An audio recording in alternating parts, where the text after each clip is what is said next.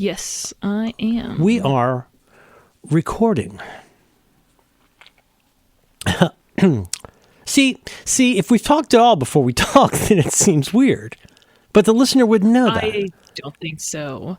What do you mean? You know, in these trying times, Yes. now more than ever. Oh, thank you. Most people. I won't. I didn't. No, it's too early. You earned it.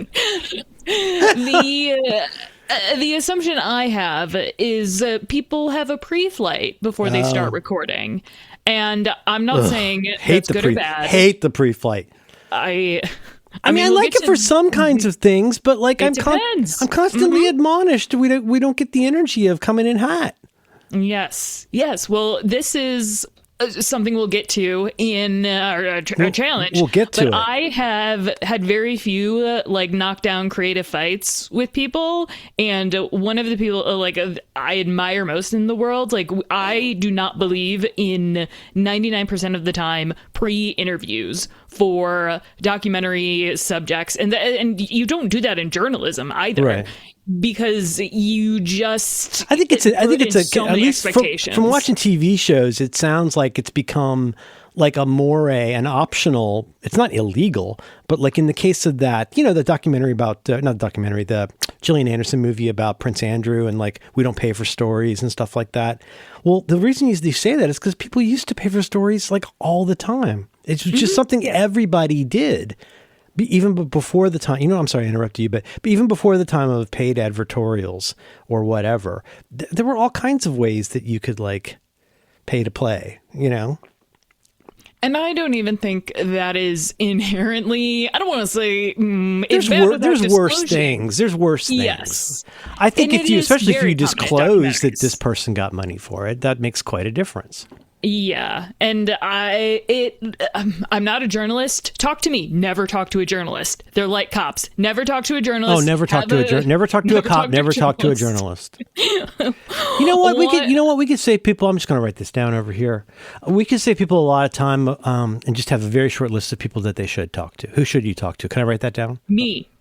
Okay. Talk to me. You're the first one. You're person zero. Yes. Huh. Yes. Okay. Well, I'm person one. Person zero is the Lord? media specialist. Oh. I mean, they're basically gods. But there's a reason. You're talking about spin doctor, or are you talking about somebody who preps you to say stuff like, so... Yeah, a publicist, and there's a crisis publicist, but the people who do media training... We're balls deep in Veep right now, a Veep rewatch. We watched, Billy and I watched a Veep just this morning. Oh my God, we're just a couple episodes into season 5.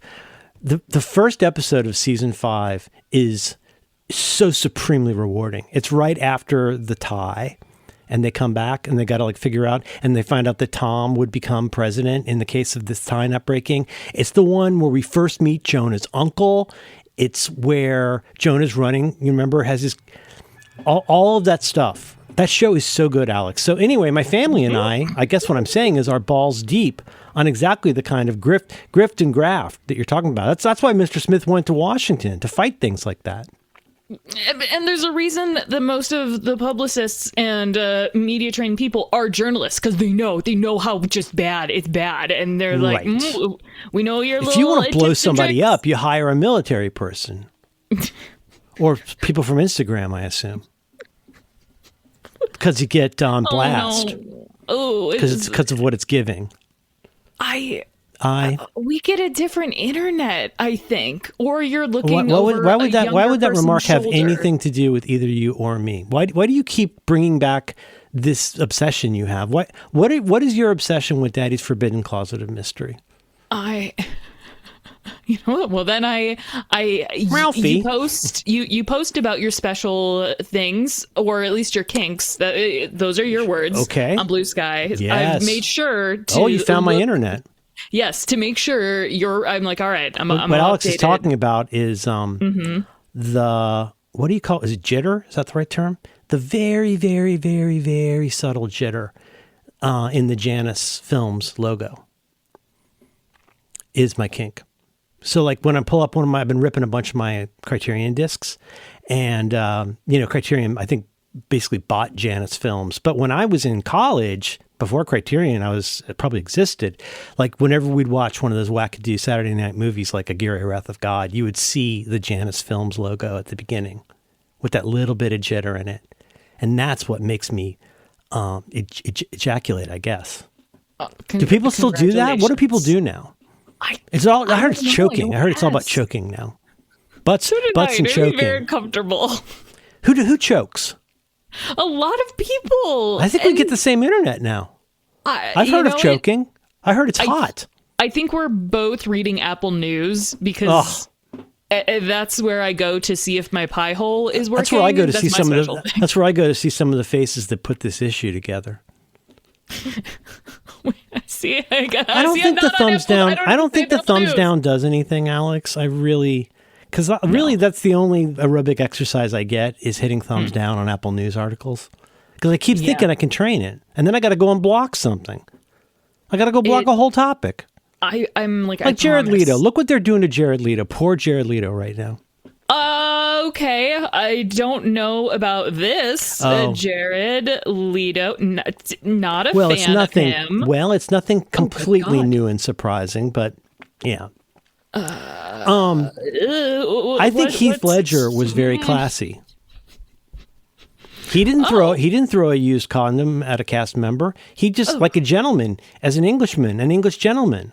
He sat in his hotel room for a month and made faces and figured out. He sat, did drugs, and then improv'd blowing up a hospital. Good for him. Yes, and completely improvised. That was funny, Alex. I just used your line. Bane's cool. Yes, and I didn't click that. Is it funny? If you, I don't click your links if you don't tell me what it is. Never mind. Hey, everybody. This is not the show. Do you want to do your intro? This is due by Friday. The decorous answer would be yes or no. Hey, An Alex. efficient answer. Jesus Christ, you've got to give me clean lines, Alex. Do you understand? Do you know ChatGPT can do things for you in Descript now? Yes. Okay. Ready? Hey, God damn it! Who's got a whore mouth? Alex has a whore mouth. What did they do with their mouth? They shut their whore mouth. Hey, Alex, you want to do your intro? Yes.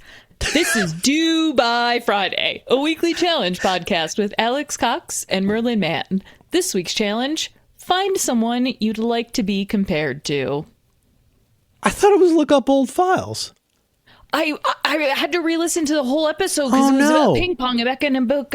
You know what? I have a file of old files, listen, so we can do either. I'm gonna give you something to think about. Mm-hmm. There are people in life who want to be right, and there are people in life who want to be happy. And people will say, "Well, I get happy by being right," which proves to you that they're the sort of person who mostly just wants to be right. As it happens, I am in the true minority, like the number of actual introverts. I'm in a true minority of people who would rather be happy. I'm just pleased that you're here. And you gave me a clean intro. If we were to roll back the tape, I never said I was right. I said I had to re-listen to the whole episode because I couldn't recall, and I listened to it on one point. I turned all my hosts are so emotionally available in such a vulnerable way. When they get paid an actual compliment by me. And then they get twitchy about it because of all the Instagram they look at. You know you do. You do.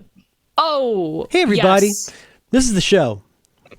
And this week's challenge is whatever the hell we feel like. We're going to be freeballing because I'm kind of prepared for both. I got to be honest. All right. This week's challenge is... you did great. Don't worry. Do you want to do another one? I can even put in the fake music again. All right. Hey, Alex, got these baseball players today. They got a lot of funny names. The guy playing first base, his name is who? Who's on first? You said you were going to listen to the tape, and then we'd learn the thing together. That's my favorite video. Is me and my kid doing who's on first. I think that's my favorite video because I'm the only one who talks. That's the best video, best kind of video. And then I get mad at the baby at the end. I get mad at the baby for not learning the routine. I thought that was funny. I don't. And the baby just looks like this, huh? I don't recall, counselor. Baby just goes, Hey, Alex, you want to do your intro? Oh, boy. Yes.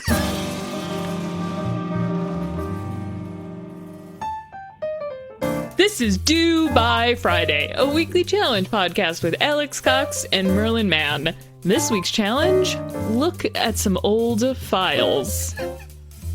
On your computer. Is that what we just Wow. I think I'm going to use a phrase I want to say from Gordon Ramsay. This episode is already, not through any fault of yours, this episode's a regular dog's dinner. Have you ever had a dog's dinner? Yes.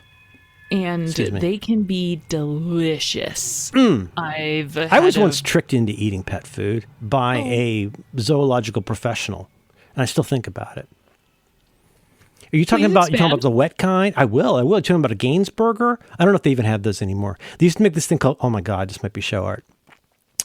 Look up Gaines, like as in like Barbara Gaines, G-A-I, because of course you would know David Letterman's production assistant.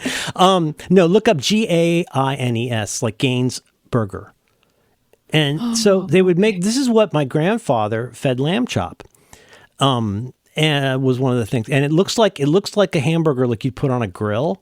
It's in its own pack like a Twinkie, and you take it out and you feed that to your dog. Did you get a Gaines burger? Did you see anything? I could be wrong. I might have hallucinated this. No, this is like something you would. Oh yeah, I was pretty close, wasn't I? Yeah. I think spot on because it really looks like this. And understand, dude, this is in, I don't know when these particular packages are from, but I'm talking here about 72, 74. Like they just gotten their first Mr. Coffee. It's that long ago. I remember very clearly visiting my grandparents. So this is in the 70s, and look how it kind of looks like almost like something you'd get at Costco for people. Absolutely. This is not something that I at first was like, oh, this looks like a can of cat food, but no. But I hope I'm supporting your point, because while we think of like when I was a kid, well, here's another file card on dog food. It was one way of demarcating how bad the economy was, is that poor people were eating dog food because it was less costly and was in ways like, it's not technically human edible, but you could eat dog food. People have eaten, what do you think a meal ready to eat in the field is? Like, it's just savory shit and awful title. I love that word. You know that word, OFFAL? It's like all the parts that like it's all look. It's I learned it from my programs. Gross, it's like all the like the kind of, if you might like, good term, variety meats.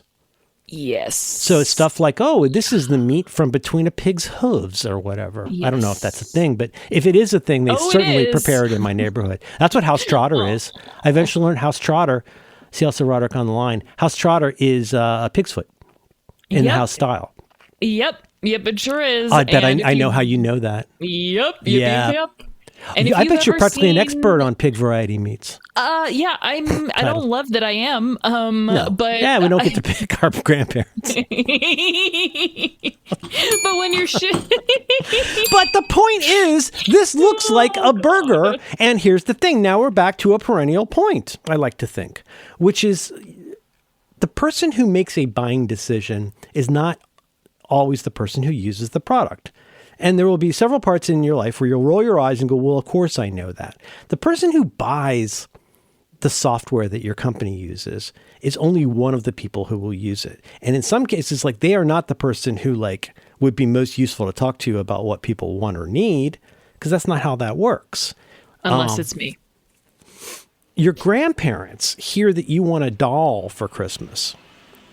And so they're like, oh, they want a boy doll that's 12 inches tall. And like, no, I very specifically want this particular Big Jim or this particular G.I. Joe in the scuba outfit with the watch cap and the bullwhip or whatever. And what do? They house trot right down to the gas station and buy you some 12-inch piece of shit called like, Jack Stack or something. And you're like, what the hell is that? That's a G.I. Joe ripoff. You know what I'm saying? Is this your first time dining at G.I. Joe's? We do things a little bit different here. It's called small plates. But the buying decision in this case is, guess what? I love my dog so much that I'm going to cut right to the chase. Don't pay for college. It's a scam. Just listen to me here. And I'm going to explain this to you. You love your dog so much that you buy it dog food that doesn't look like dog food. Well, what is dog food that doesn't look like? Well, in that case, you make dog food that looks palatable to a person. Now, today, with all the Farmer's Dog and your whatnots, with all the special artisanal dog food, you go, well, of course, Merlin, thanks for that insight. I'm saying this is 1972.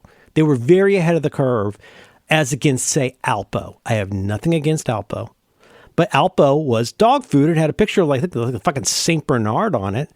In this case, you're not going to be confused. You're not going to think it's made of dog. You're going to think it's beef food for people. They can just use that. I'm going to put this in it's already in notes. Did you see the one, your dog's dinner for 3 days? Did you get that one? It's like, I'm going to send it to you. It's a diagonal. It's beautiful. I might use this for sure because it was really sublime.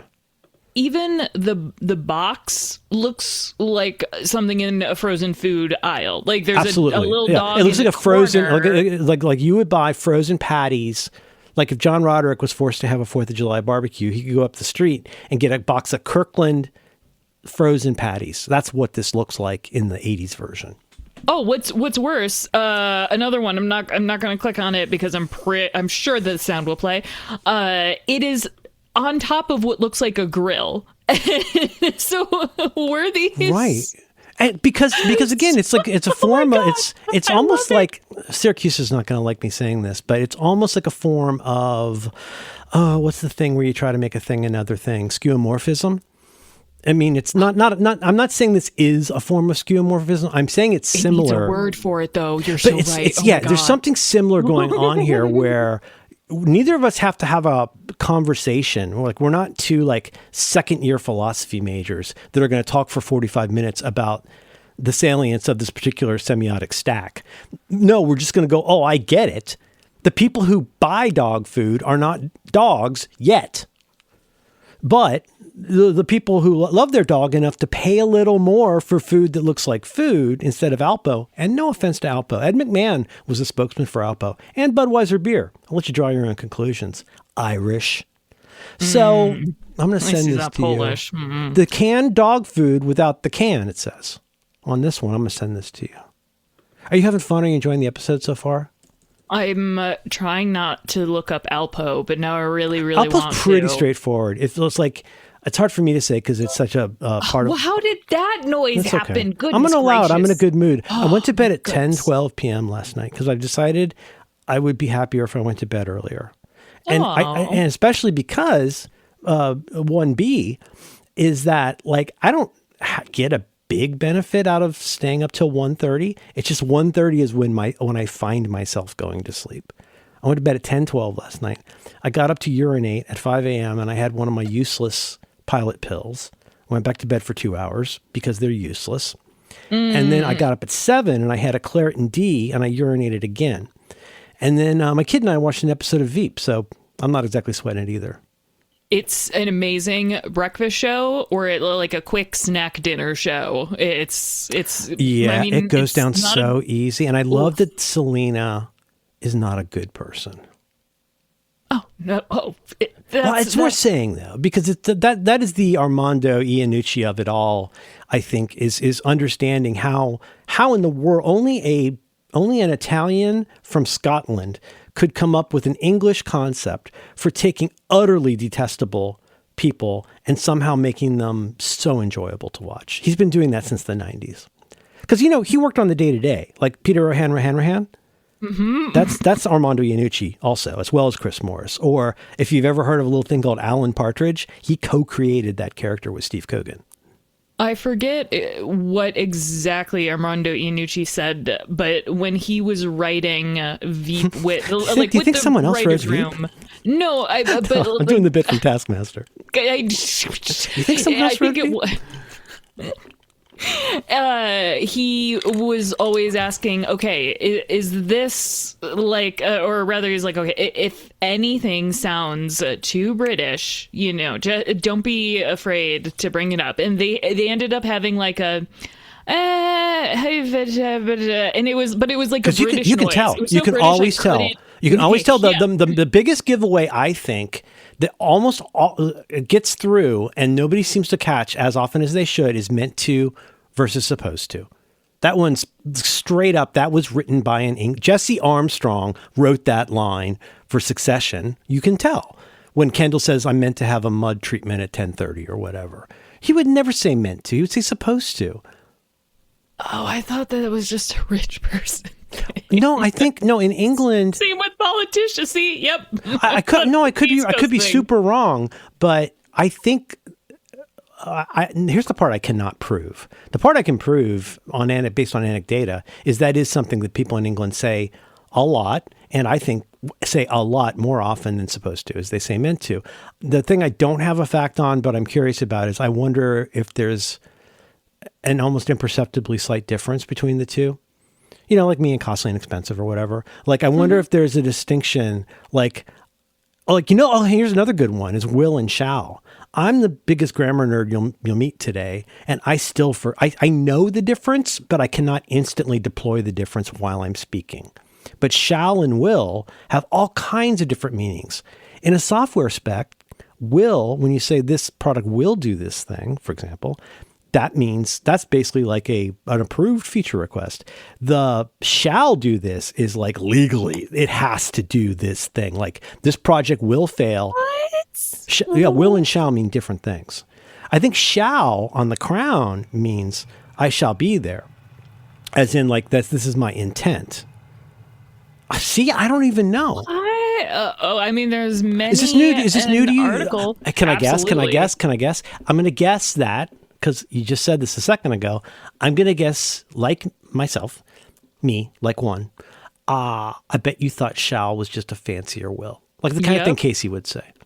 I'm yes. Well, the same thing with... But he says stuff like Marco and myself soon. When he could probably just say Marco and me. In the... no comment. Myself is the kind of thing you say when you're Irish, I think. Yeah. And then, them in the Alpo and the Budweiser. Glug, glug. Yeah. More than neutral. Fancy will. Shall's a fancy will. This... Did you know there's a difference? Shall's a fancy will? Danny Wah. Down in one. They're saying down in one, not Danny Wah. Oh, boy. That guy. I love that actor. That English actor who plays the ambassador guy in that episode. Oh, so good. Oh, my God. Hey, Veep's great. Oh my gosh, I'm sorry, but are you having fun with the show mostly so far? Are you enjoying the dog food? This is like our sixth. That's probably not at least my probably sixth watch through. Because, sorry, I meant this show that we do together when my children play with their toys. Are you enjoying the episode? Am I too awake? I'm too awake, aren't I? Oh no, not at all. No, testing my audio. I would not hope that you're this awake every week. I hope that you have you are pleased with your quality of sleep every day, not every week. It's kind of like another one of those Irish things. Like, may the road rise to meet you. May your sleep circle fill to completion. Ta-ta-ta-ta-ta. A little bit of the old turf. Old country, we called it. Oh, J.K. Rowling, we called her. Just kidding, Rowling. Is this your first time? that was funny. She can make her own life just so much easier by either being less of a piece of shit or just talking less about what a piece of shit she is. Her life could be... She chooses to make her life the way it is, and she's so butthurt about it. She's deliberately become more awful because that's what those people do. Yes. Isn't that frustrating sometimes? You remember the Time Turner? Indeed. Remember the Time Turner? They had the whole movie. It has an entire very good movie. And then there's a second little miniature movie at the end of Azkaban. It's one of the great movies. It is one of my favorite movies. And I'm not even I forget we haven't even gotten to the Time Turner part yet. And I'm like, Jesus Christ, this movie. It's just, Cuarón is just showing off at this point. The way that movie brought I don't know. Like again, it's hard for me to look at it objectively because I was the age of the kids and kind of because I read the books when I was even younger. But hey, wait, real talk. Hang on, you're born in 90, so you were pretty close to their age. Yeah. Oh wow! At first, anyway. No, they were pretty consistent with like every. You know, I have a table about this. Did you ever see my table about this? About remembering how old they were in each one? So you have ages and heights? Is that can I tell you the single best heuristic for that problematic book series? Yes. The movie starts. The book. The story starts when they go to school and they are 11 years of age. 11. Yes. And the next year, they're 12 years of age. Yes. 12. 11 ends with 1. 12 ends with 2. So for figuring out up to the 6th movie how far they are into school, the second digit of their age is also the number of the film. Yes. Well, that means I can say without looking, Azkaban's third, right? Yeah. Yes. You got Philosopher's Stone. You got Chamber of Secrets. You got Azkaban. Yes. And then four is Cedric Diggory. Yes. Goblet of Fire. That's a good movie too. Order of. So that means they're third. Whoa! Party foul. What? You don't like Cedric? You don't like it when the bow battens, and you don't like it when Harry gets or when Ron gets the stinky coat from his mom. You don't like that? Cho Chang. You don't like Cho Chang? It's because she's Scottish or Chinese or neither. I was a little butthurt that they had changed directors again and went in a completely. They went back to wearing. Why make it sustainable? They went back to wearing their robes, and that was such a cool thing. That it was just like, okay, I don't feel like they're my. You don't feel seen anymore. Good. It was not. You know what? You didn't say great. I don't listen. I want to be happy. I like them all. Most of the movies make me happy. Chamber of Secrets is, I think, a little bit boring, but you think that's boring? You don't like it when they go to the games and the Irish got their Irish on? Remember that when they go?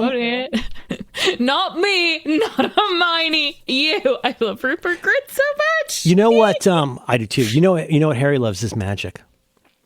He says it sometimes, like when he walks into the tent. He walks into the TARDIS tent, and I think he says, "I love magic," or some shit like that.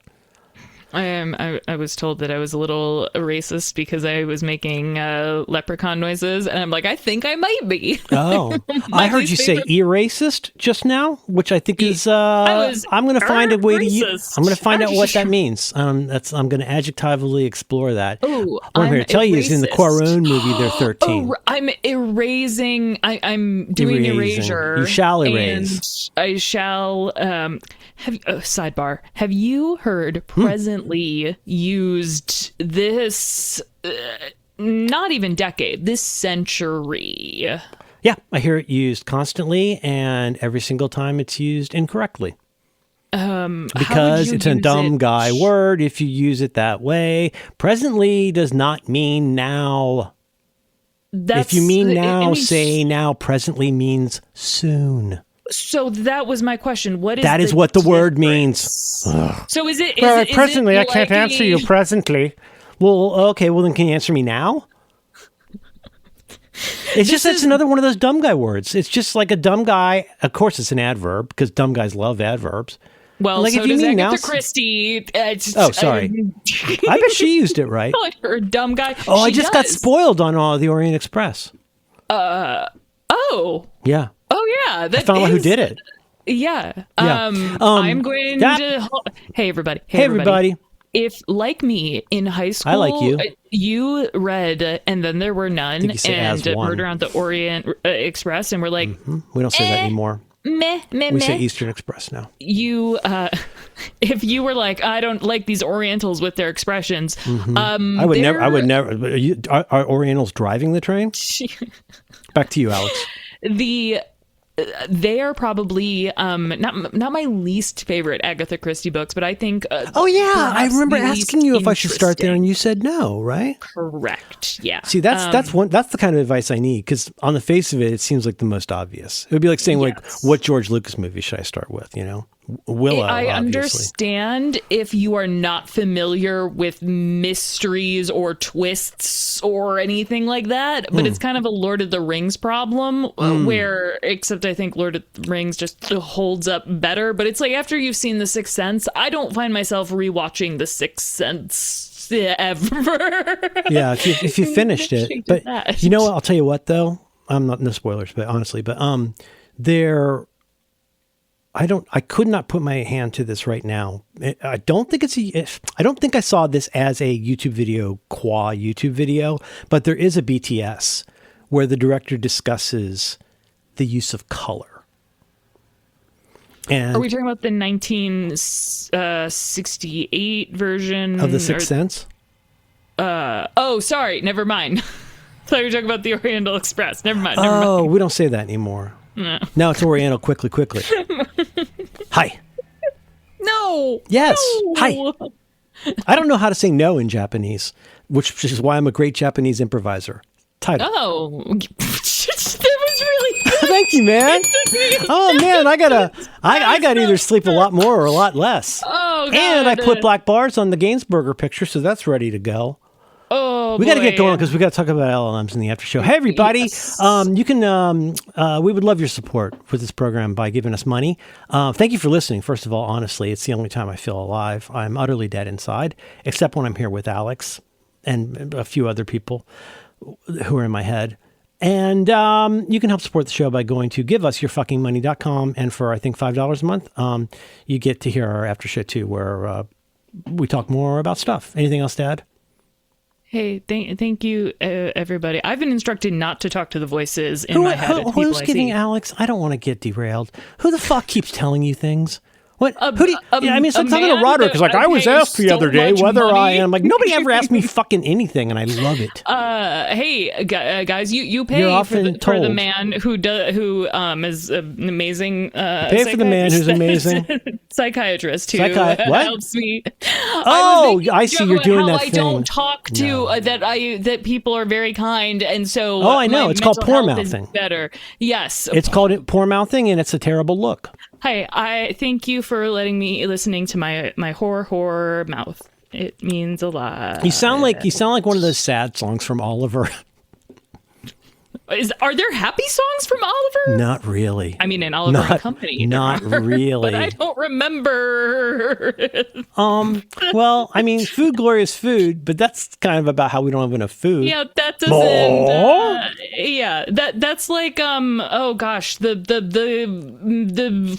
ending number, the first act ending number of Damn Yankees, where it's God damn it, musicals can be so sad. But there's that sad Nancy Sykes song.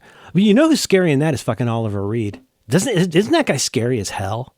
Oh, wait. I think that's Oliver, isn't it? To me, he's not Fagin the Jew. He's Bill Sykes. Bill Sykes, that guy. Okay. Oh, Sykes. Yes. Hey, everybody. Give us your fucking money.com, and we're going to talk about whatever. I have moved all the family business to a different LLM, and I wanted to talk to Alex about that. I'm very, very excited because Do you know I've that had reference, some Alex? troubles. I've moved all the family business. Sorry, I'm paraphrasing. Godfather yes. 2 reference. Today, Godfather, very into Godfather 1. You got it. It's when Michael says, today I settled all the family business. So I have a new project called Family Business. That's literally what it's called. And it's about moving all the family business to a different LLM. But we'll probably also make, pussy jokes and stuff. So, like we do. So, anyway, give your fucking money. I literally carry around a 9-volt battery, which I won't talk about until the after show. I almost licked it. I got so close to licking it. Oh, it's like the way it's like what a robot would use instead of a photograph. Yum. Oh, I like that. Yeah, no, that's a robot photograph title. Like instead of a photo, you just lick the 9-volt and think of your partner. Yum. Yum, yum, yum. I mean, or partners of past, or maybe it's you're reminiscing. I really like this. It's like when Prince Philip has that picture of the ballerina in his bag. La la la. Elizabeth doesn't keep Porchy pictures. Oh, God. Porchy's always there. He's always smiling. He's so supportive. His job is the horses. And Horses. It's not in When Harry Met Sally. That was the wrong one. then it's Sleepless in It'd be Seattle. funny if there was a law. It would be funny if there was a law firm called Chicks and Ducks and Geese. Ooh. When I take you out in a Surrey with the fringe on top. You know what? I'm going to pitch this Pitch to it. a divorce lawyer I know. And What? He almost has a sense of humor. Don't go. Wait. Why did you go? What? I sang a song from Oklahoma a little bit as a reference to When Harry Met Sally, and they're doing the karaoke scene. Yes. And then you said you're going to recommend a divorce lawyer to me? No, I'm going to recommend that name. Oh, I was going to suggest a doctor who helps people who have whore mouths. Well, His name is Dr. Chicks and Ducks and Geese. He's from Germany. There. Gewürztraminer. Lamborghini. Institutional malaise. Oh, now Infraction. Eddie Van Halen. Oh no, that one is No. See, this is it's called a canary trap. And what you do is you draw people in with actual non sequiturs. Or anti sequiturs, as you call them. I had an anti sequitur. Is this your first time dining at anti sequiturs? Wow. I think I need to lay down. Oh my goodness, title. Oh dear. Which challenge did you do? Oh gosh. I mean, I prepared for. Me too. You want to just blaze through it? Let's get to the after show. Oh. Well, it's only been 36 minutes. Man, I'm tripping. Oh, I also had 3 coffees, so that's a problem. Oh, you know what? I haven't had. I have an espresso shot right here. You know what? I'm gonna do this. An espresso? Mm-hmm. Oh, that's like a Keurig for espresso. Okay, yeah, no. yeah. Oh God, they're just fucking disgusting. Ugh. Yeah. It's fun. It's fun how you've backed into a caffeine addiction when you hate the way all of them taste. No, you like Diet Coke, right? You like Diet Coke. I love Diet Coke. From McDonald's is your favorite. Oh, so good. It's a good Coke. However, we discussed this. Sorry. I said it with my whore mouth, and other people listened. Oh wait, and you were informed about this? Cherry. No, I don't know anyone who listens to this show anymore. I have a new hyperfixation with cherry Diet Coke in that I think about it even when it's not around. I'm thinking about it right now. I was thinking about it before when I was looking. That means at you're in my love. LaCroix can. I love it so That's much. love. Yeah. You know what? I think I am very much like not interdependent. I am codependent on this. I talked to Billy about that just this morning. I told him how frustrating it is to me that every time I think I come up, we're watching TV, and I said it's frustrating to me that every time I come up with my idea of a novel impression of what love is, I'm told that it's codependent. So I felt like, as somebody who has been deeply self-involved and self-interested for his entire life, I thought I'd really reached an important point when I said, instead, think of love as caring more about the other person than yourself. And I was instantly told by a lot of people, actually, that no, that is very codependent. I'm like, well, it may seem codependent to you unless you've been on the side of if you've been my girlfriend. You would understand that that's a big leap forward from like, how does this serve me? And then what was the other one? It's exactly this one. Because I was saying, blah, blah, blah, did you notice I did this thing? He said, yeah, thank you. I was like, oh, no, just to say, I think one definition of love also is you think about people when they're not around, and then you do things to try and improve their life when they're not around. Now, is that codependent? I think it's nice. I don't even think that's interdependent. I know what Nice Gainsburgers are. I'm an old man. I wouldn't even say stop improving in ways I don't understand.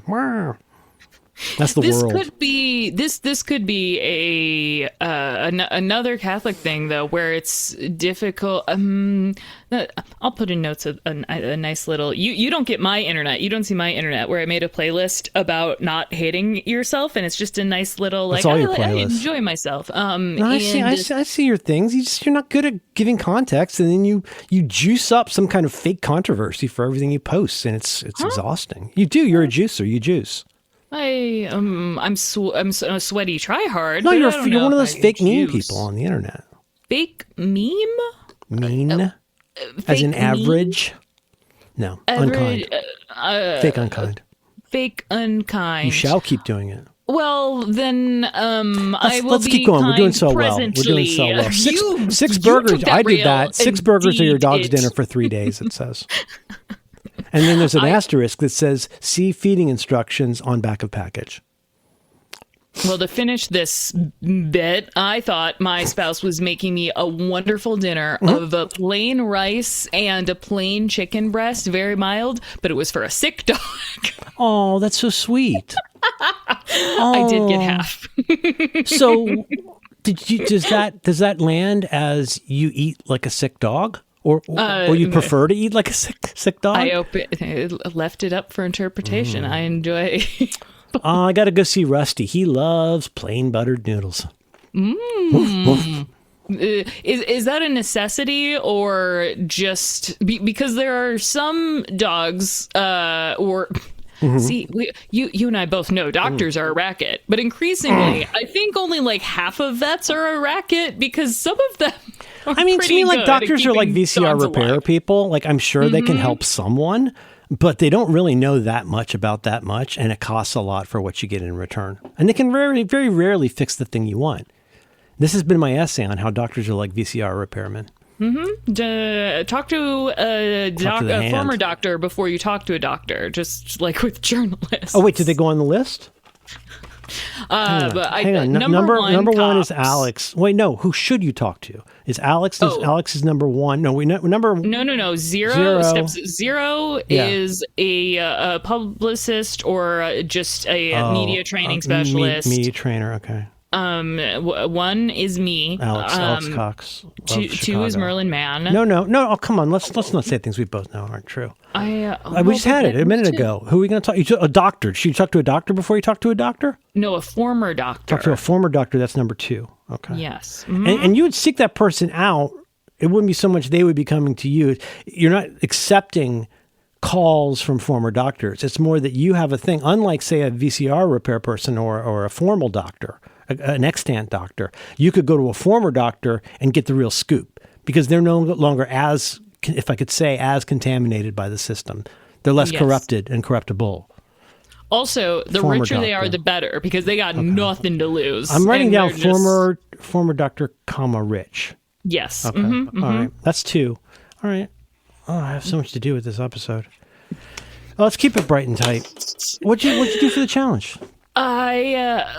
Let's go with just some of the people that I would like to be compared to because I thought that I would have a long list, but context? We discussed. Sorry. May I take a quick cut of context? Please. Most of us don't like being compared to people, other people. I think if we're being honest, like, whether people say you look like this person or you act like this person, there's all these ways where you're like, oh, I think people don't realize it is generally very unwelcome for somebody who has half a brain and isn't really simple. Like, generally the only time you positively compare somebody to somebody else is because you want something out of them. More often, you never ask for the comparison.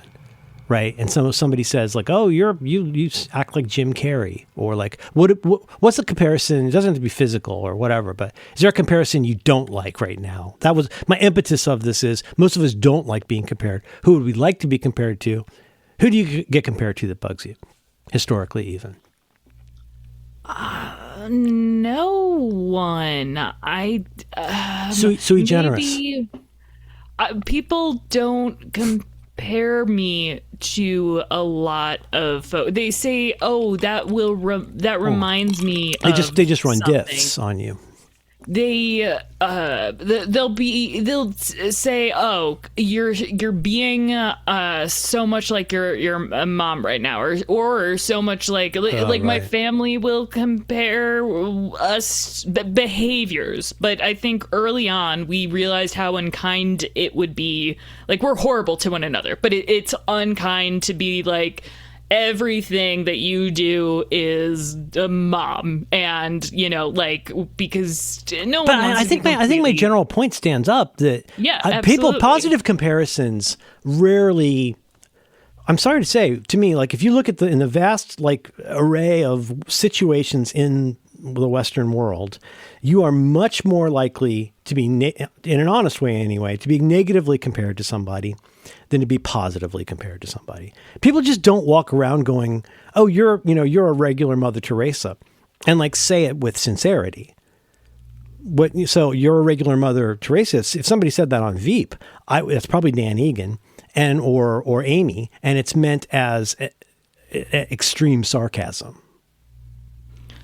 We went with very different approaches. I'm curious about the Jim Carrey thing. Oh, no, it's for us. I mean, I love Jim Carrey, but I think I'm funny, but not as funny as Jim Carrey, but also not in the same way as Jim Carrey.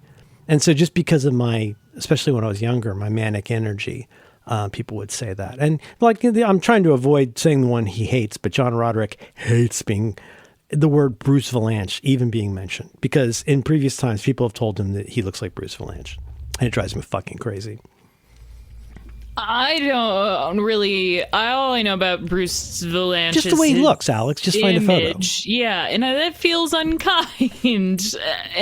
Would you like to be compared to Bruce Vilanch? No, but are people trying to be unkind, or do they think it's funny? I don't think they're necessarily trying to be unkind, but I think you're way over-indexing on how kind people realize they're being at a given time. What people say is shit like. And okay, the one for me, just because I'm self-involved, is mentioning, Merlin, like the magician. Because that person thinks that they haven't thought about it, but they don't realize that I've heard that every day of my life. Like, how many times have you been said, oh, Alex Cox, like the guy who did Repo Man? But in my case, it's nearly constant, but I completely understand it, and I do the same thing. It's all, because I do like to talk to people. And if I find out somebody's name, I'll ask them a question. I recently met a dad a few doors down whose name is Terrell. And I said, oh, like the company in Blade Runner. And he goes, I guess. I said, is it spelled Tyrell? He said, no, it's Terrell, Terrell. So maybe that's the first time he ever heard that. But how about this? You meet Greg Davis. You see him down at the chip shop and you go, wow, you're tall. Well, you're like, wait a minute, I am? Merlin, like the magician. Huh. Oh, wow, you guys are twins? Just that kind of shit is just must be so grinding for everybody. And we probably all have something, where you're going to get compared to somebody. It's certainly happened to a lot of women for a lot of reasons for all of history. That's sort of what I'm thinking is how I have grown up with that almost being a punchline of cringe comedy is almost. I'm thinking I can't think of a specific bit from The Office, but it's the idiot who is pointing out the thing that's obvious or trying to do a funny thing that is unkind. Michael Scott. David Brent does it all the time. Yeah, and it's not that I'm immune to that in any sense, but I think he calls his boss Camilla Parker Bowles. Because she has 3 names, and that's just the joke that he lands on. I forgot about that. One time Chris Finch threw a tea kettle over a pub. Chris Finchy. Played by Ralph Ineson. Continue. Is this Ralph Ineson is an elevator. A de sequitur. It's your first time doing it. The thing is, there are so many stereotypes that I can be I'm easily slotted into for so many reasons. I agree. That I've let that kind of sometimes it's in a kind way, sometimes it's in an unkind way. But who do you want to be compared to? Who would you like to be compared to? I would really. I like it when. I don't know who I would like to be. That's okay. You guys just talk about that. I'm more comfortable, honestly, saying the kind of people. Like, exactly. There's a time in my life, even after I had stopped absolutely aping the style of Kurt Vonnegut, but an easy one for me is every time in my life, I would be honored if anybody thought of me as, and again, comparing and contrasting mean different things. It's a bummer that we're losing the word contrast. Contrast means identify the differences. I'm worried that the word contrast has been subsumed into the word compare. Compare means show me similarities. Contrast means show me differences. So if I'm shopping for a new Synology, I don't want a comparison. I want contrasts. Don't show me all the things that are the same. I don't need a row for the same power supply. I need to know how much RAM this has or whatever. Do you know what I mean? So comparing, especially in a positive way, would be wonderful. Whether it's for his style of writing or for his approach to humanity, I would be honored because he's somebody that I've really looked to for existential guidance since the age of 16. So that's one like where I would never mind that. I mentioned earlier my former professor and friend Ruth. Oh, we've talked about her. She did I forget what the documentary is currently called, but your niece is prominently featured in it about abortion. Yeah, and she's married to Mom Donnie's housing person now. Yes, it's kind of weird. I was at their wedding. She's on. Yeah, my niece-in-law. My niece-in-law is on TV a lot. It's weird. You're not sweating it. I'm not exactly sweating it. I met Liz Winstead at their wedding. It's a pretty big fucking deal. Oh my God. No, she's one of the OGs. No, she's the one who runs that abortion thing, and she used to be on the Daily Show. I almost said I met Liz Winstead, and I got to say, we were waiting in line outside the photo booth at the wedding, and I said, I really enjoy your work. That was a lot better than, no, the Jon Stewart show. I don't even know what you would see. There's. She was on the Craig Ferguson, what's his name? Not Craig Ferguson. Who am I thinking of? Trevor Noah. No, the OG, the one from the 90s, before Jon Stewart. Craig something. Oh, I thought she came back. I do not know. I think she's if not a co-creator, at least like an executive producer or something. Abortion, you were saying. Oh, I just enjoy, and I'm very, I don't like the word flattered and honored to be compared to people that I respect and people that I disagree with artistically, and someone who I feel confident. That's super interesting. People you don't agree with on some things, but you would still be honored to be. Maybe some people who are like sort of irascible by nature or unexpected or inconsistent seeming. It's nice to be compared to people like that sometimes. Yeah, and I suppose just it sort of cements. It makes me feel good because I disagree with her in and I'm talking about like artistic choices and like tastes in certain things, but we have a lot of the same those would be real core values. Mm-hmm. Yes, our but it's okay. We can use those two different words. We could start using them for what they mean. I had to create a fucking skill with Claude to be like, no, I've had to tell it so many times. Pros and cons. Contrast and compare.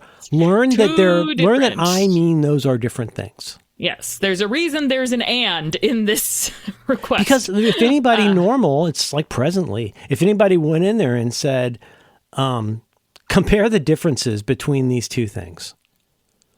Well, okay. Well, I understand it's cromulent. I know what you mean. But what you really mean is contrast the differences between these two things. The other, we're is there, you love words. Well, how else would we talk to each other? Is it possible that any of our problems with each other come down to the fact that we don't understand how important words are? Yes, but I think another problem is Hi. Yes, and Japanese improv. I think a very unhinged one I came up with is I would love to be at some point compared to positively or negatively to Scott Forstall. Oh yeah, who is because of the stitching. No, because he really fucked up. Oh, and left gracefully compared to. Do you want to explain this a little to our listeners? Scott Forstall is was one of the people who helped design a lot of the software on the iPhone, like the early iOS, and he's known for both. I think two things from semi-normal people. He is the executive that put in or championed a lot of skeuomorphic things. Yes.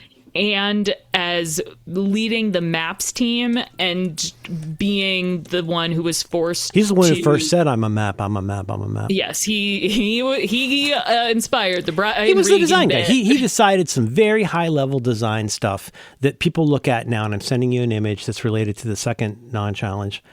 But he championed and like led. He was the designer of a lot of the not just the icons or something, but the systems for how things should look, standards and stuff. Yeah. And he went behind Steve Jobs' back as much as possible. It looks so great on a screen that size. I gotta say. I love it. And especially for the time, amazing. But I took as inspiration a lot of my work when I thought my boss was wrong. I'm like, what's the worst that could happen? Well, I could be fired and lose, but what's the best thing that could happen? So I was like, do I want to be a Johnny Ive or a Scott Forstall in this situation? Oh, yeah. I know. Is saying it. You live long enough to become the villain. Well, when I was 24, I was and it was a follow. I whether it be I really do think this toaster thing is going to work, even though you were too afraid to ask. I really do think this toaster thing is going to work. Yes, that's all I'm going to say. Look in the show notes. But also, but then when this guy really fucked up, he messed. The other thing Scott Forstall is known for at Apple is being the one to take the blame for Apple Maps. Whether or not that's true, who knows? If he actually fucked it up, he left relatively. Oh, he had to go down like Bill Erickson. He left relatively gracefully, and then he went on to produce a number of musicals, including one of my favorites of the past decade, Fun Home. And he doesn't talk about that. Scott Forstall did that? Yes. That's the Ring of Keys one, right? Yes. Yes. And it was a big deal. Alison Bechdel? Yes. And he steps out of the way when he knows that it's not his place to talk about how he, funded the lesbian musical. It's the one that makes everybody cry. Yeah. I have a graphic novel of it, but I've never read it. It's very good.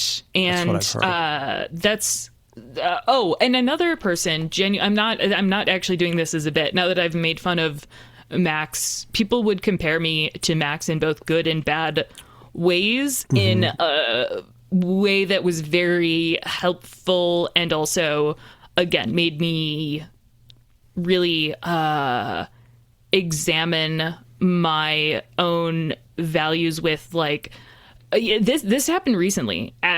Actually, Max always was the only boss. God damn it, if he's listening. Sometimes I think he pops in. I don't get the sense that he does. I think he doesn't. But he is the only boss or manager I've ever had who never made me question what my behavior as a human being, whether it was okay. And I do like really? Genders. Yep. And that's fucking depressing considering how many. It's so real.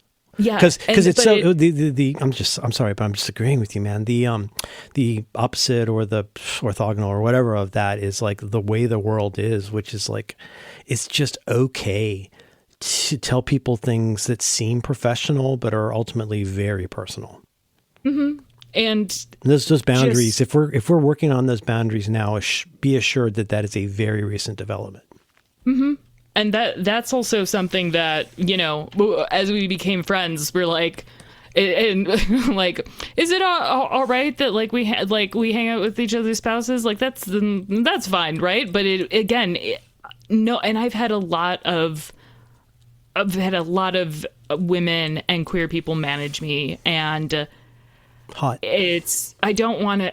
Again, like there's always a snap to grid assumption about who you are, and that's not that's the problem. It's like something I was about to say about Fun Home. I'll say this. People who have a queer kid, at least in my experience, don't need all those books like Fun Home as much as people who don't have a queer kid. Mm-hmm. Because you don't need to define your kid by what kind of books, special books you think you need to buy them. Your kid is who they are. That's my opinion anyway. Maybe I'm just lucky. But like I don't need to bone up on this like they're trying to get better at arithmetic. I need to be completely open-hearted about whoever my little person for now is becoming, right? And like it goes for fucking everything. Like it's like I don't know. I mean, it sounds like I'm probably just trying to be provocative and get the little likes or whatever. But it's not. You don't need to tell me that life's complicated. Like you need to figure out that life is complicated in ways you haven't grokked yet. Mm-hmm. And like you would be a much more interesting and enjoyable person, internet, if you were as up to date on all of this stuff that you think is not in your wheelhouse right now. But like Jesus, but just, I mean, whether you're watching Veep or Mad Men or like whatever it is, certainly For All Mankind, you see so much of this. Like, it's just okay to ask the woman in the room to go get coffee. Like, which now today, like that would be seen as kind of a dick thing to do. And just because she's a woman, but that existed not out of cruelty to women, but out of the fact that if there was a woman in the room, she probably was the person to ask for coffee, if we're being honest. It's like all that shit changes. And as I said, I think to you or Roderick recently, like we're all in a different movie and we're each at a different point in whatever our movie is. And it is gross to assume too much about other people. But when they, again, what do they say? Somebody shows you who they are. Listen, and like it's so rare to run into people that are not trying to, even in a friendly way, like leverage their knowledge about you into behavioral changes. It's just so gross. Just accepting that you don't know what someone's deal is. Yeah, Fred Rococo. Yeah, right? You don't know, and that's fine. Like it's and. This is something that happened recently that I truly didn't. I didn't. Of course, Matt was introduced. I think we were like hanging out with Matt at a party, and Matt came late and missed a magic show, and so oh no, what a he bummer. was being introduced. No, he missed. Oh no! And so, here's me. Oh no, I missed the magic show. No, did you miss the magic show? Look in your sock. Check your taint. Well, Two of hearts. Almost immediately, the magician, who is incredible, pulls out Matthew's wallet that he has somehow, the magician has obtained from Matt. Oh, gross. Well, but no. I know, I like Apollo Robbins, but it freaks me out. This was not a creepy situation at all. No, like right away, and Matt's like, so Matt didn't catch it at all though, right? Oh no, I did. This is what I always say about Apollo Robbins. Yeah, you're really fucking smart. We talked about this a million times, but you're really fucking smart, and you watch his TED Talk, his incredible TED Talk, and you're like, yeah, well, I saw the bit. Well, I've seen the bit too, and it's partly because I've watched this 6 times. If you're in the room and Apollo Robbins is doing magic on you, and that is how magic is done. It's done on people and to people. She's doing magic to you. You're not going to fucking realize she picked your pocket while you were on your way in. When Matt's like, should I be prepared for? There's multiple magicians here, right? So, oh no, multiple magician situation. And I was like, we have a multiple magician situation. And about code bow tie. like a few minutes later, Matt was like, Max was like, "Hey, was that okay? I didn't even realize that is Matt like sensitive about his ID?" And I'm so sorry. I didn't even get. I was like, I didn't get like. First of all, no, he's not. Also, no, I didn't fucking consider that. That that certainly you could see how that could really go south though. Yes. If somehow this is your first time spouse first time dining queer, at HR and spouses. He passes as a gay man. He is basically it doesn't fucking matter. But a lot of if people you saw him at the beach, if you saw him shirtless at the beach, you'd be like fucking A. Yes. But a lot of queer people are sensitive about what's on their ID. Of course. No, I'm sorry. That was implicit to me, but I'm glad you said it out loud. Yes, yeah. that's why that's a pretty complicated trick to do in mixed company. Mm-hmm. And if you don't know, well, one, if you're a magician who doesn't know this because some guy passes, and also but again, it was done in not a weird way, but just like, oh, was that okay? And I'm like, yes, but you're right. Maybe that's not maybe that isn't a good trick to do. We should rehire this queer magician. I would have never thought of that, like literally because that's no longer a thing for us. Yeah. I would have just never. I'm like, God damn it. And well, like think about here's a real generic way to look at it. Like if you're gonna do insult comedy, maybe don't pick a 14-year-old girl out of the audience. Like even in the best cases and with all good fun, well, maybe it's taken her a real long time to get the guts to leave the house because we're all like that and hates being there, right? I know that sounds overly obvious, but there's kinds of things where you're like, well, if you knew just from looking that it would be inappropriate to do that, then ask yourself how you know it's appropriate to do even when you do look.